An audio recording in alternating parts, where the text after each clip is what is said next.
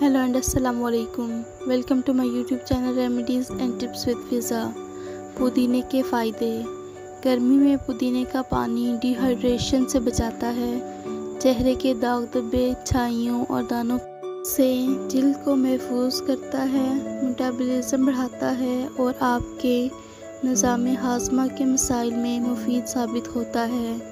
जिस्मानी थकावट और सुस्ती को दूर भगाने में मदद देता है। सर दर्द की शिकायत में भी मुफीद है। बेजान पौधों में इसका पानी डाल दिया जाए तो वो महक उठते हैं। डिप्रेशन और नींद ना आने की बीमारी में भी पुदीने का पानी पीना फ़ायदा देता है। अपनी ज़िंदगी में पुदीने को लाजमी इस्तेमाल करें, ये आपकी सेहत के लिए एक तोहफ़ा है। पुदीने का पानी बनाने का तरीका। इसको बनाने का तरीका ये है कि आप 1 गिलास ठंडे पानी में पुदीने के 4-5 पत्ते डालकर कुछ देर छोड़ दें और फिर इसको पी लें। इससे आपको खुद फ़र्क महसूस होगा। वीडियो अच्छी लगे तो लाइक और शेयर कर दें और मज़ीद अच्छी वीडियोस देखने के लिए हमारा चैनल ज़रूर सब्सक्राइब करें। जज़ाकल्लाह।